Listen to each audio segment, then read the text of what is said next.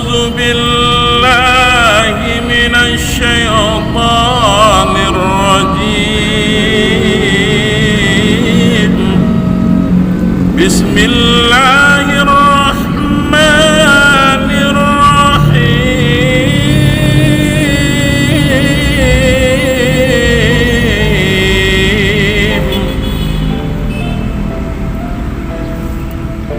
أهم يقسمون رحمة ربك نحن قسمنا بينهم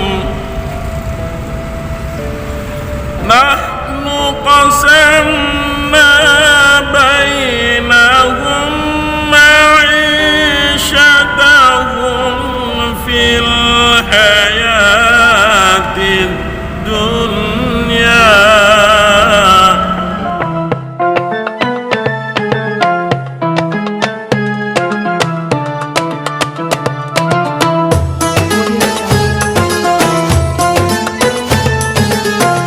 Assalamualaikum warahmatullahi wabarakatuh.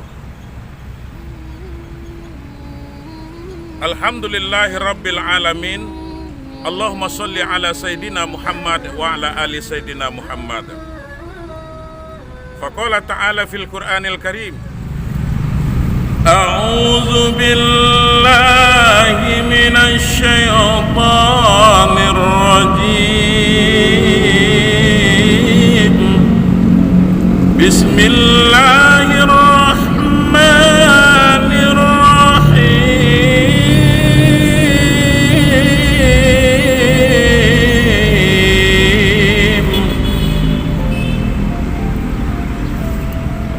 Ahum yaqsimuna rahmata rabbika nahnu qasamna bainahum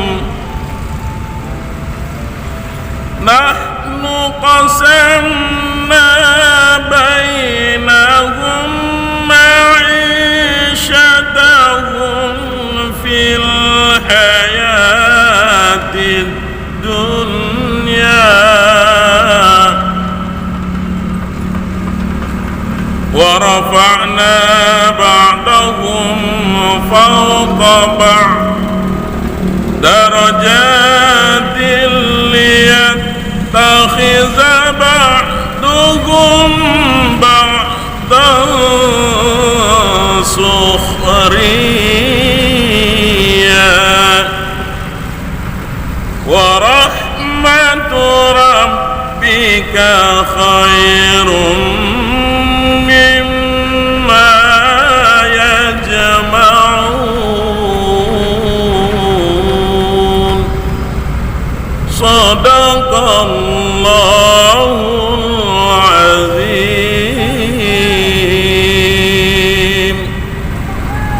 Bersyukur kita kepada Allah. Salawat dan salam kita kirimkan kepada junjungan Nabi besar kita Muhammad sallallahu alaihi wasallam. Allahumma sholli ala Sayyidina Muhammad wa ala ali Sayyidina Muhammad.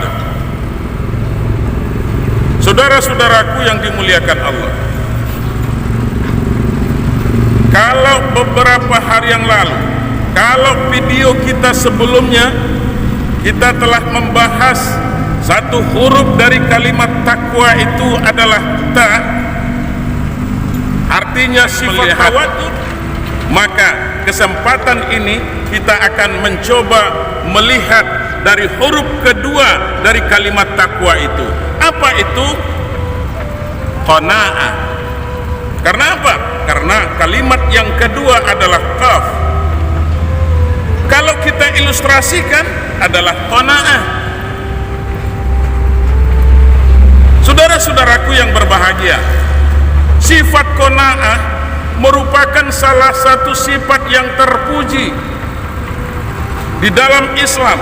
Kenapa dikatakan sifat yang terpuji? Karena sifat qanaah merupakan satu sifat di mana orang akan menerima dan selalu meningkatkan kesyukurannya kepada Allah terhadap apa yang sudah Allah berikan kepada mereka. Nah, oleh karena itu Saudara-saudaraku yang berbahagia, maka orang yang memiliki sifat qanaah itu adalah mereka yang selalu meningkatkan rasa kesyukurannya kepada Allah Subhanahu wa taala. Karena qanaah itu menerima satu pemberian Allah Subhanahu wa taala dengan selalu meningkatkan rasa kesyukuran kepada Allah. Nah, oleh karena itu, maka Allah Subhanahu wa taala di dalam Al-Qur'an menjelaskan kepada kita betapa di dalam surah Az-Zukhruf ayat yang ke-32, seperti yang telah kita bacakan tadi, apa kata Allah Subhanahu wa taala? Apakah membagi-bagi rahmat Tuhanmu? Apakah mereka dengan membagi-bagi rahmat Tuhanmu, Kamilah yang menentukan kehidupan mereka dalam dunia ini, dan kami telah meningkatkan derajat mereka atas yang lain beberapa derajat. Agar apa? Agar sebagian mereka dapat memanfaatkan dari sebahagian yang lain. Rahmat Allah wa rahmatu rabbika khairum mimma yajma'un. Rahmat Tuhanmu itu adalah jauh lebih baik dari apa yang mereka kumpulkan. Apa maksud dari ayat ini? Bahwa ada seseorang yang mencoba-coba menghitung rahmat Allah yang telah diberikan kepadanya. Dia mencoba menggunakan matematikanya, akan tetapi Allah jauh lebih pintar. Karena apa? Karena kata Allah, kamilah yang menentukan kehidupanmu di dunia ini. Karena apa? Karena kami yang menciptakan. Kata Allah, Allah yang menciptakan kita, Allah yang maha razak, yang maha pemberi rezeki, Allah yang menentukan kehidupan kita. Bahkan mulai dari kehidupan dunia kita, mulai dari alam rahim sampai kepada alam akhirat nanti. Apa? Kata Allah Subhanahu wa taala, semua akan dijamin, apalagi berkaitan dengan masalah rezeki. Makanya Allah Subhanahu wa taala katakan, apa kata Allah? Wa ma min dabbatin fil ardi illa 'alallahi rizquha. Tidak satupun makhluk yang melata di permukaan bumi ini kecuali ditanggung oleh Allah Subhanahu wa taala masalah rezekinya. Nah, oleh karena itu biasanya orang akan muncul sifat tamaknya.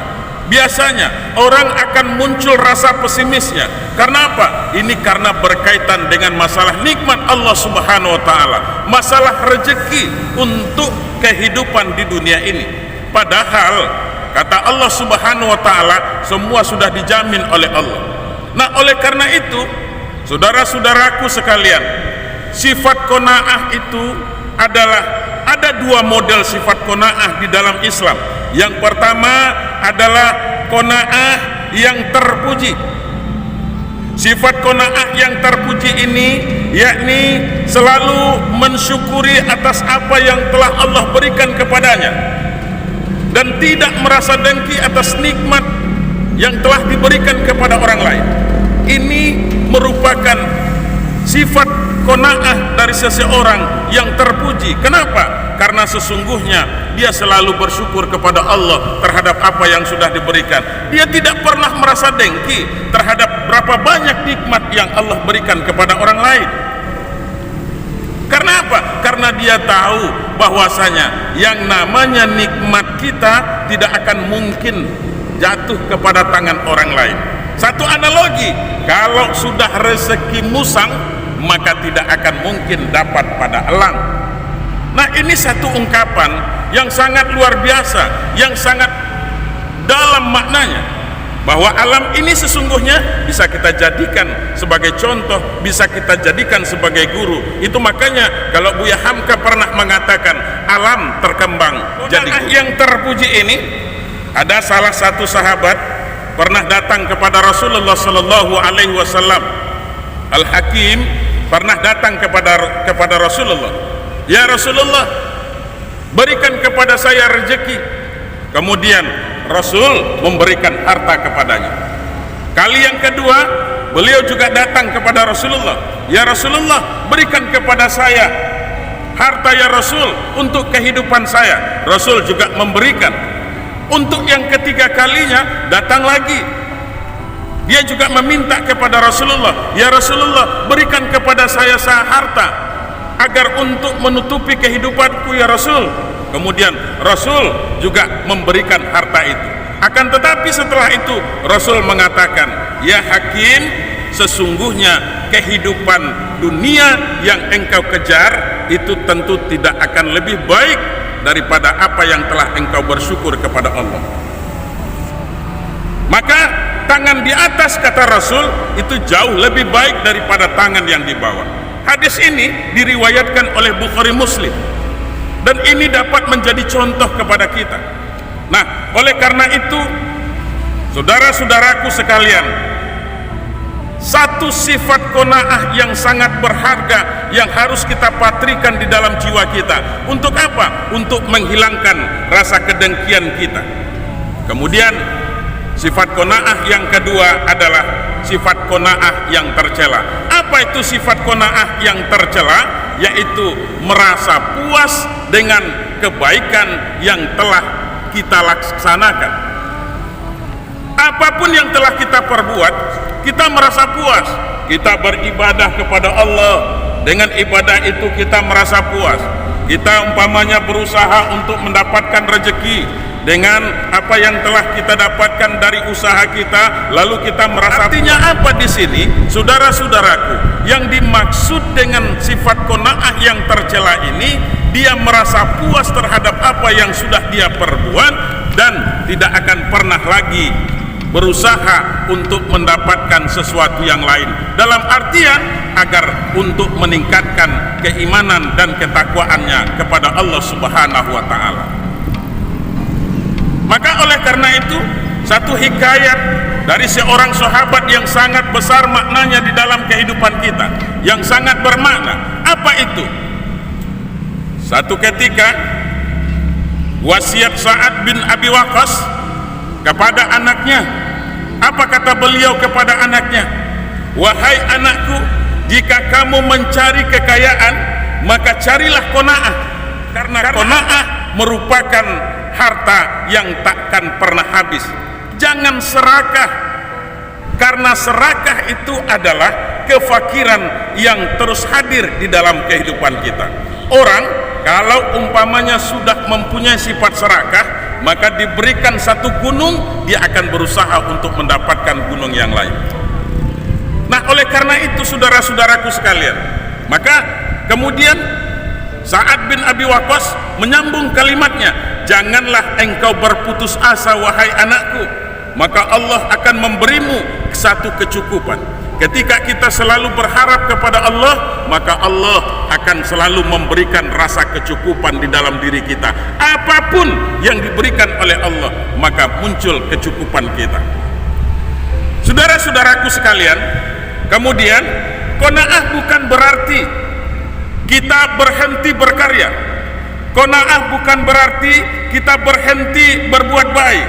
Qanaah juga bukan berarti kita berhenti mencari ilmu pengetahuan, berarti kita berhenti untuk beribadah kepada Allah Subhanahu wa ta'ala. Qanaah bukan berarti kita mempunyai sifat pesimis dalam hidup dan masa bodoh dengan apa yang belum tercapai. Qanaah bukan juga berarti menghalangi kita untuk tetap berusaha. Dengan qanaah, rasa dengki akan hilang di dalam diri kita. Dengan qanaah akan memunculkan sikap peduli kita dan saling berbagi untuk sesama. Saudara-saudaraku, di mana saja berada, yang mudah-mudahan diberikan keberkahan oleh Allah Subhanahu wa ta'ala, jangan sampai kita muncul rasa takabur kita, muncul rasa dengki kita, muncul rasa tomak kita di dalam hidup ini, apalagi berkaitan dengan masalah rezeki, sehingga akan membuat kita jauh dari Allah Subhanahu wa ta'ala. Dengan qanaah yang diajarkan oleh baginda Rasulullah sallallahu alaihi wasallam, dari kita hidup bermasyarakat, kita tentu harus memiliki dan selalu berterima kasih kepada Allah Subhanahu wa ta'ala, baik di hadapan masyarakat, terutama sekali di hadapan keluarga, di tengah-tengah kehidupan keluarga kita.